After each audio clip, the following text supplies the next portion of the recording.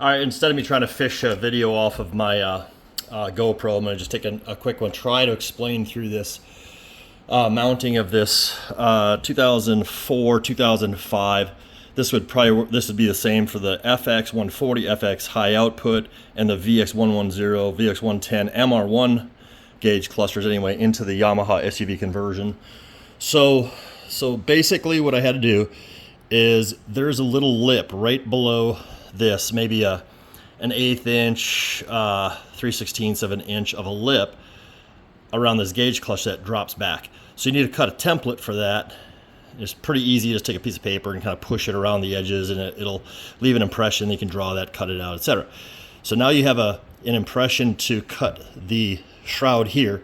I also just built a cardboard template in here, and I kept on cutting it back until I got the exact shape that I wanted. So I was able to cut this, can't remember what this material is called, plastic, ABS plastic black sheeting, which I bought as a scrap remnant piece from a local plastics shop.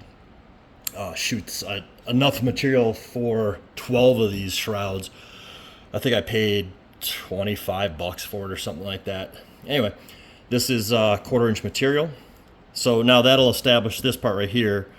As you can see, you can plan on being equal distance with your centering of your gauge cluster when this is all done, equal distance from this edge to the edge you're cowling as it is from this one to this one. That'll give you a target of where to cut your white fiberglass hump out if you just simply lay your, let's see, how do you explain this? Take your SUV gauge out, then put your cowling back on. You're gonna remove, there's like a stainless steel plate that goes here for the SUV gauge cluster. It's held on by 4 rivets, so just drill each of those rivets out and get rid of that plate. You will not be reusing that.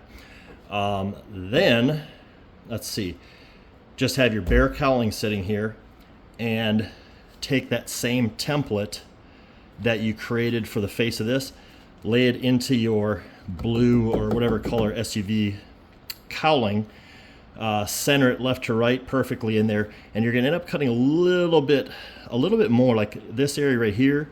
You're basically going to be cutting a tiny little chunk out of that cowling there, and a very much smaller area out of this right side here.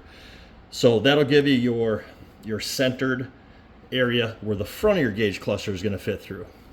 Then you have to do a little bit more work. What I did is I cut this piece first if you're going to use one of these pieces of material. So I cut this one out first using the small template. Then, let's see, then what did I do? Then I dropped this gauge cluster into it, just off the ski, and I was able to trace on the back of it, trace the outline of the actual gauge cluster, including,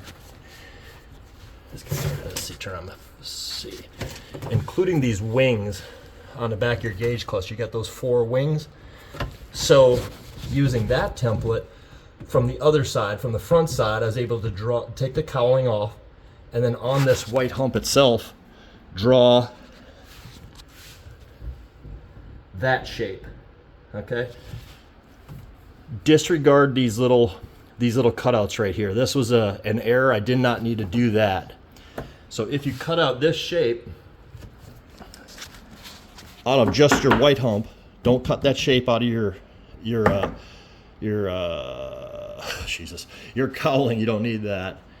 Then you can actually insert your gauge cluster from the front side, and then install this section next, and you'll have to line up and tap the holes to go through both this piece of ABS and your cowling in order to end up with a perfect bolting surface to keep everything locked down super tight. I hope that shows in the video. So the bolts come through their stock place on the back of these gauge clusters. You don't need to cut the wings of those gauge clusters off. It leaves this extremely well mounted. And then it gets pretty close to the top edge, as you'll notice here for the bolting locations.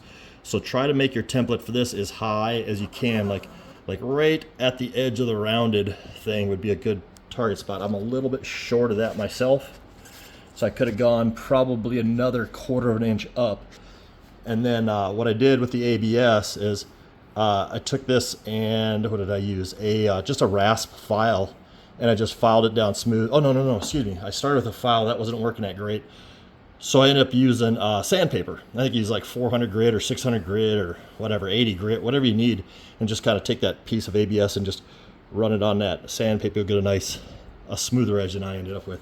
It's not too bad. And all of this ends up getting covered up by the hood portion anyway, so it'll dress it up pretty decently. I found some bolts like this that fit the thread pitch, so I kind of like the look of these versus a hex head or something like that. Anyway, the last step that I'm going to do after I'm ready to finally finish this project, I'm going to take this off and I'm going to throw a thin bead of 3M 4200, 5200, just black RTV would be fine.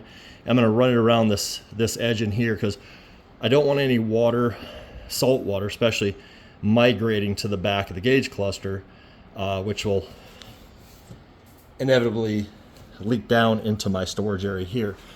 So I'm going to both seal the outer perimeter of this up really well, and then I'm also going to seal up right around this tiny little edge. It took a while to make these templates, so take your time. It'll look cleaner when you're done, and you'll have a very, very thin silicone bead that you'll have to drop around this thing to seal everything up permanently, and you won't have any leaks. So hope that helps. Got another video to take.